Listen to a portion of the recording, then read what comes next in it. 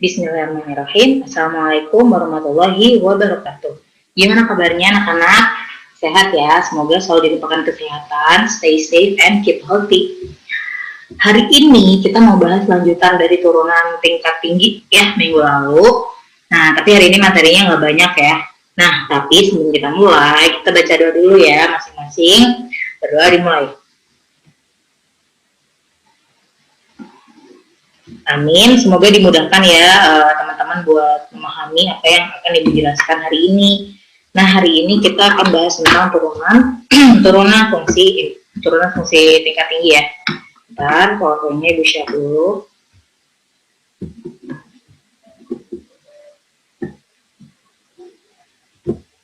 Turunan tingkat tinggi. Sebelum kita lanjut, kita sedikit review dulu dari soal yang kita bahas kemarin ya. Materi yang kita bahas kemarin itu turunan implisit. Nah, masih ingat nggak turunan implisit yang kayak gimana? Turunan implisit itu kan turunan yang tidak secara gamblang ya. Jadi variabel terikatnya tidak dideskripsikan secara gamblang terhadap variabel bebas. Jadi secara gampangnya gini nih. Kemarin kalau misalnya turunan implisit itu dia nggak secara langsung Y sama dengan X gitu kan. Kalau kemarin kan kalian udah bikin ya, kalau eksplisit itu kan Y sama dengan X. Bisa jadi Y sama dengan X kuadrat atau Y sama dengan A, gitu ya, pokoknya langsung Y sama dengan.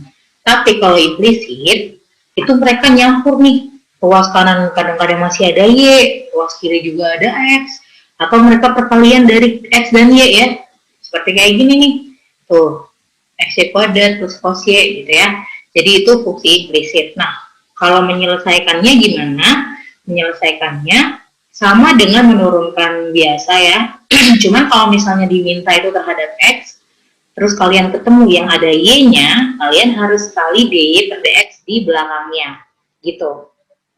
Bisa masih ingat ya? Oke.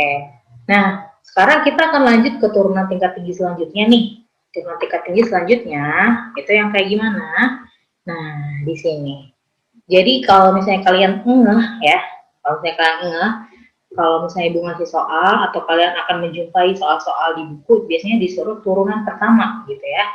Kenapa turunan pertama? Karena nanti akan ada turunan kedua, ketiga, dan seterusnya. Itu di buku paket kalian kayaknya nggak ada ya, tapi sebenarnya ini ada materinya. Jadi nanti biasanya ada di UTBK atau di soal-soal UN kayak gitu ya. Jadi tetap harus dipelajari. Jadi sebagai walaupun dipelajarinya nggak semenyeluruh nggak terlalu kompleks gitu ya. Jadi dasar-dasarnya aja, dasar-dasar dari turunan tingkat tinggi gitu ya. Nah, di sini ada notasinya, notasi atau simbol untuk turunan tingkat tinggi. Nah, di sini dari turunan pertama dulu deh. Turunan pertama itu kan biasanya notasinya di aksen ya, atau F aksen X. Atau bisa aja DY per DX kan? Atau bisa aja dfx per dx. Jadi misalnya fungsinya X kuadrat, berarti bisa aja dx kuadrat per dx. Seperti yang kemarin ya, langkah-langkah turunan implisit ya. Nah, kalau turunan kedua ya caranya sama, cuman simbolnya, notasinya dia aksennya ada dua nih. Tuh, double aksen, terus D-nya ada kuadratnya per dx kuadrat. Terus ini juga sama ada kuadratnya ya, untuk tingkat kedua. Turunan ketiga sama, tapi di aksennya ada 3. Ya, sama ininya juga pangkatnya 3. Kayak gitu. Dan seterusnya nanti sampai turunan ke N. Ya. Oke. Tapi biasanya ya nggak mungkin ya kamu disuruh sampai turunan ke 10 gitu. Enggak ya, paling ya sampai 1, 2, 3, 4 gitu ya. Oke. Biar lebih paham, kita langsung aja nih ke contoh yang pertama. Oke, nah ini dia contoh yang pertama ya. Tentukan turunan pertama, kedua, ketiga, dan keempat dari fungsi Y sama dengan X pangkat 3 min 3X kuadrat plus 2. Waduh, turunan pertama, kedua, ketiga, keempat, gimana tuh?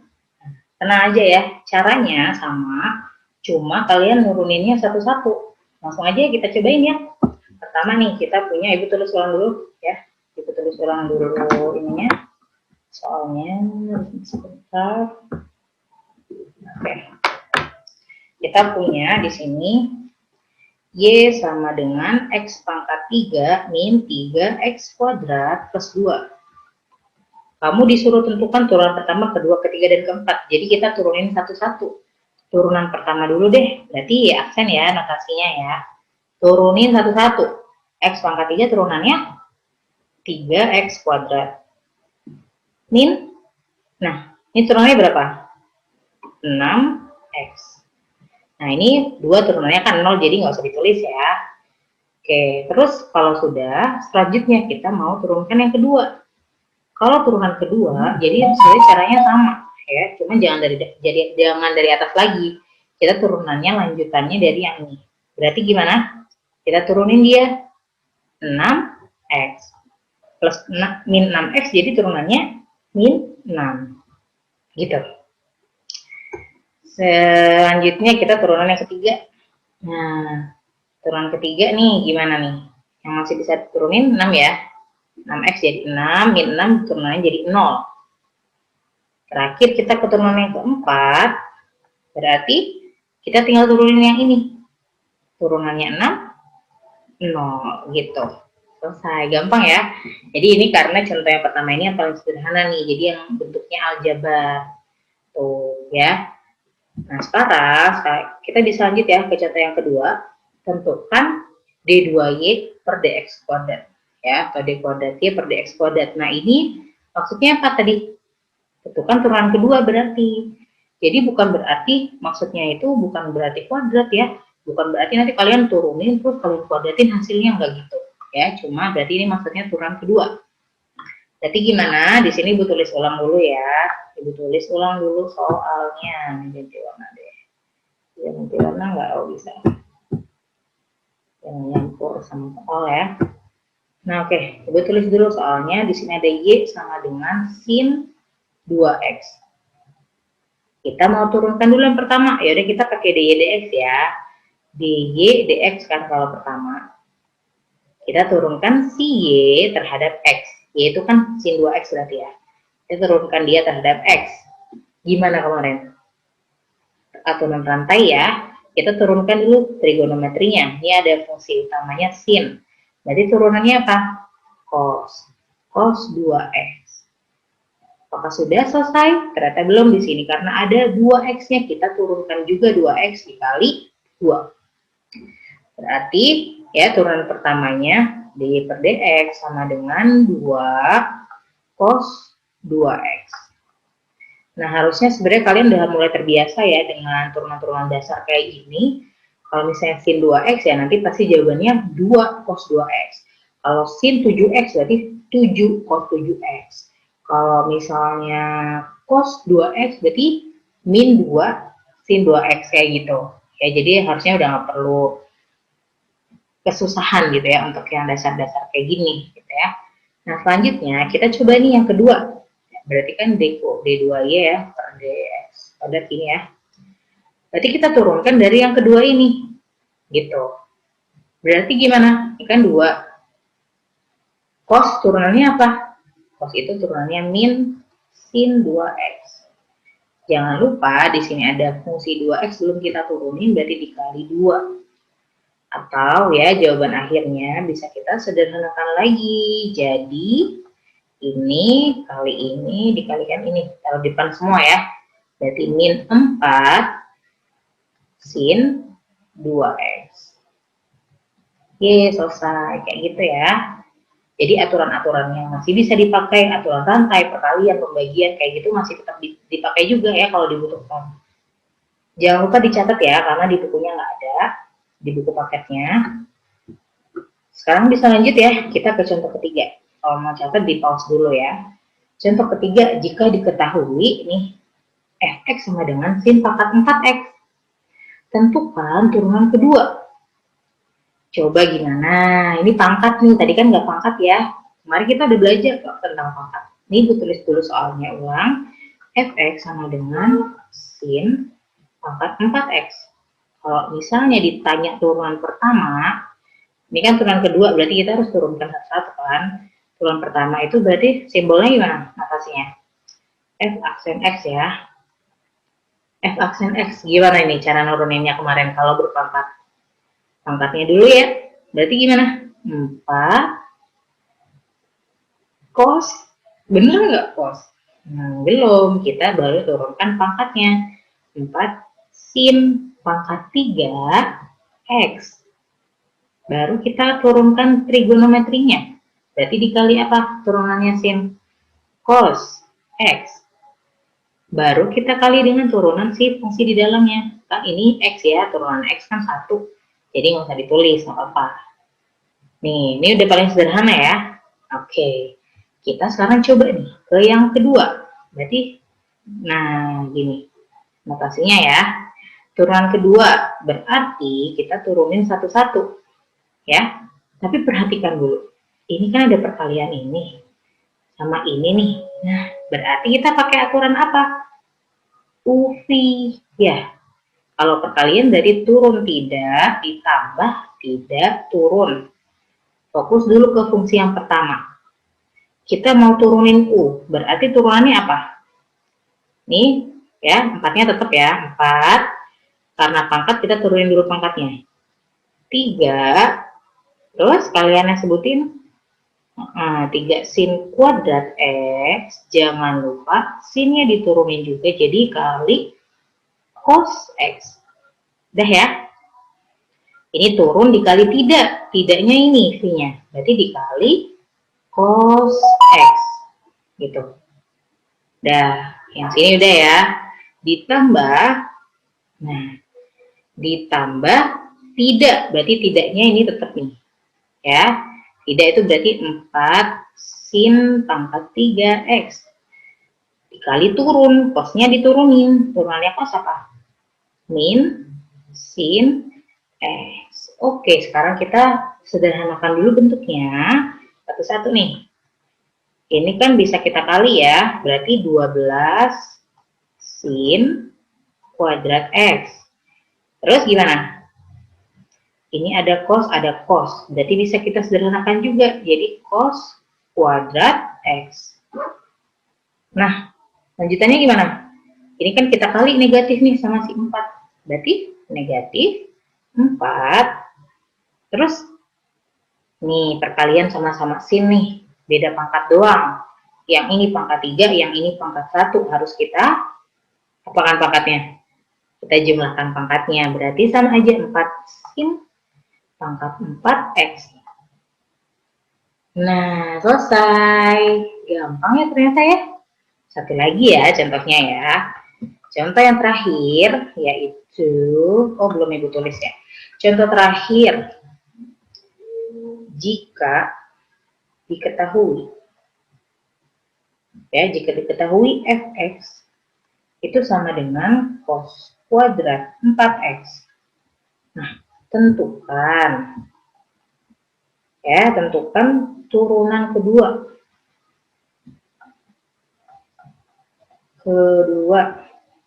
fungsi tersebut ya, turunan keduanya fx, tapi saat x-nya itu sama dengan pi per 4. Nah,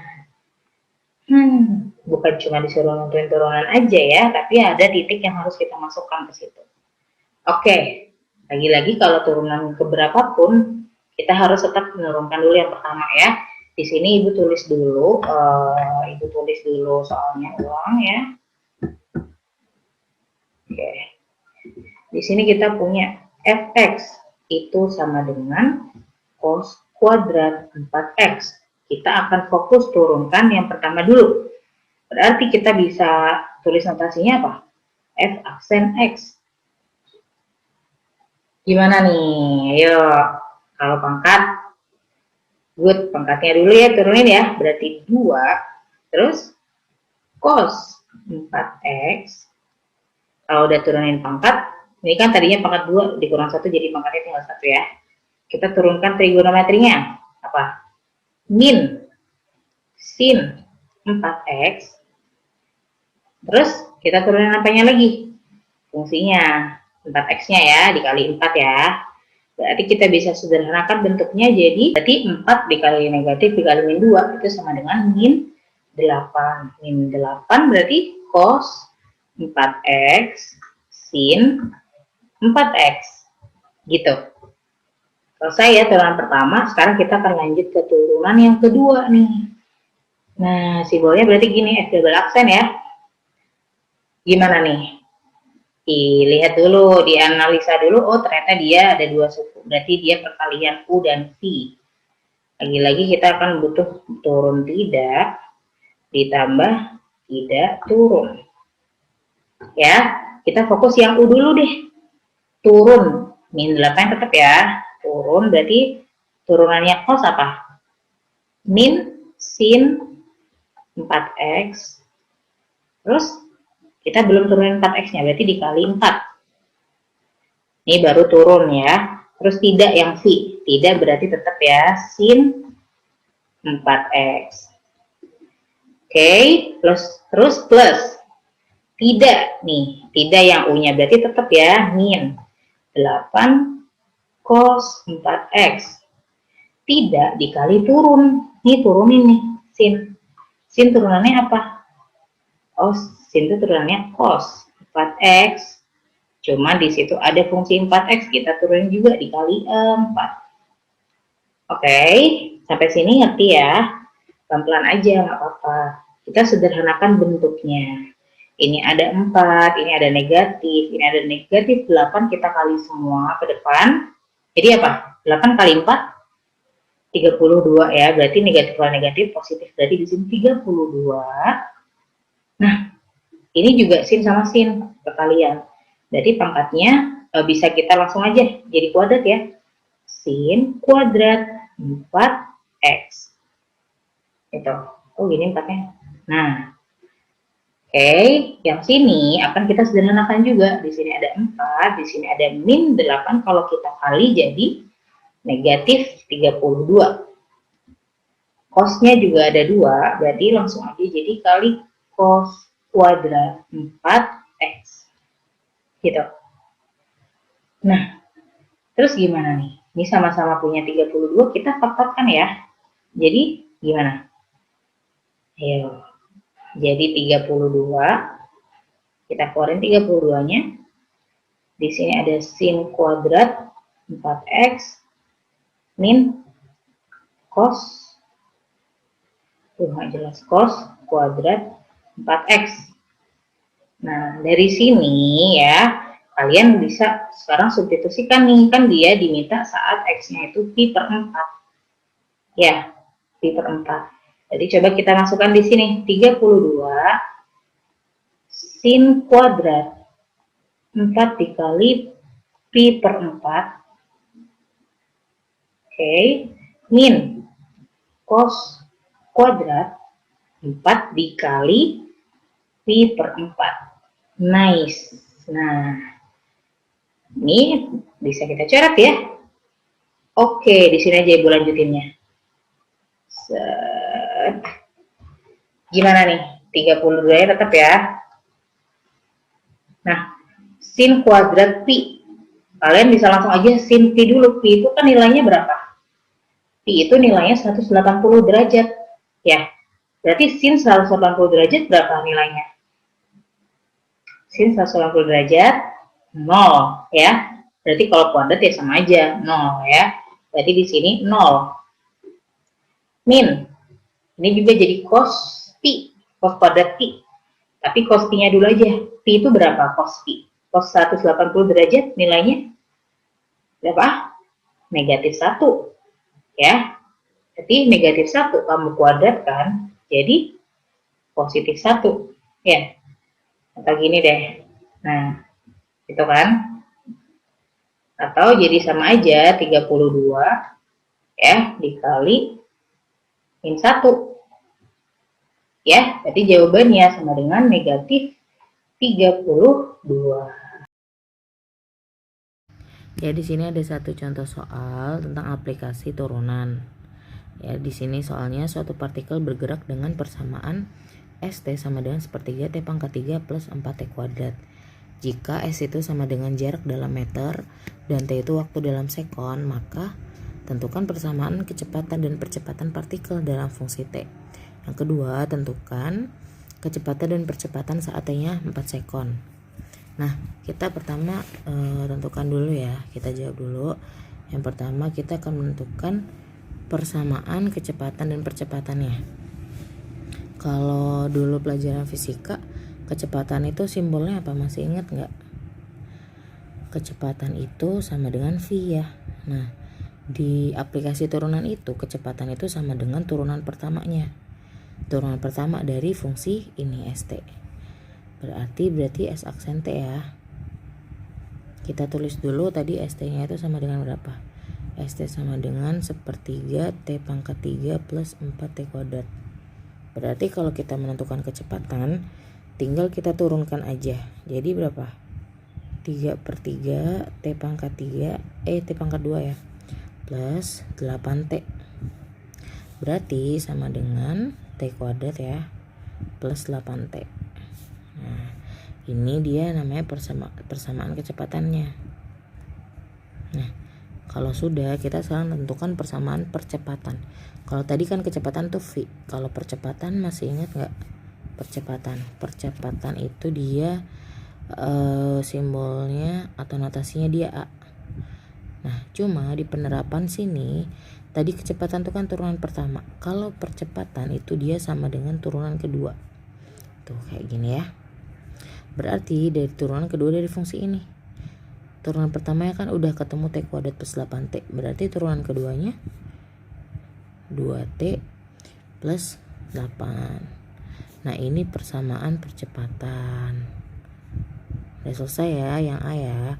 Kalau udah ketemu persamaannya, kita tinggal tentukan nih kecepatan dan percepatannya saat T-nya 4 sekon, 4 detik. Ya, berarti gimana? Itu kan sama aja udah diketahui ya, diketahui T-nya itu 4. Berarti kita tinggal substitusi aja. Kalau kecepatan dulu deh, kecepatan itu kan tadi sama dengan S aksen T ya. Sama dengan kan T kuadrat plus 8T. Nah, di sini yang diminta itu saat T-nya 4 sekon. Berarti kayak gini ya. 4 kuadrat plus 8 dikali 4. Nah, 4 kuadrat kan berapa? 16 plus 32 ya. Berarti di sini kecepatannya itu sama dengan 48 meter per second gitu. Nah, kalau udah sekarang kita tentukan percepatan. Kalau tadi percepatan itu berarti pakai persamaan percepatan ya. Sini berarti kecepatan itu A atau sama dengan turunan kedua dari fungsi T yang udah ketemu jawabannya itu tadi 2T plus 8. Yang diminta tadi dalam 4 sekon. 4 sekon ya. Kalau sekon mah itu trigonometri. Berarti di sini 2 dikali 4 plus 8. 2 dikali 4 8 ditambah 8 ya. Sama dengan 16 meter per sekon kuadrat. Karena di sini percepatan. Kalau percepatan kan emang meter per sekon kuadrat kan. Atau bisa dilihat dia pasti dari turunan kedua. Kalau kecepatan dia dari turunan pertama gitu. Ngerti ya? Jadi penerapan atau aplikasi turunan itu salah satunya seperti ini. Selesai. Alhamdulillah kita udah selesai pembahasan tentang turunan tingkat tinggi ya, turunan tingkat tinggi, turunan kedua dan seterusnya. Sampai sini kalau ada yang perlu ditanyakan silahkan ditanyakan. Semoga bermanfaat. Kita tutup dulu bersama-sama dengan baca hamdalah alhamdulillahirrahmanirrahim. Sampai sini dulu ya. Bye bye. Assalamualaikum warahmatullahi wabarakatuh.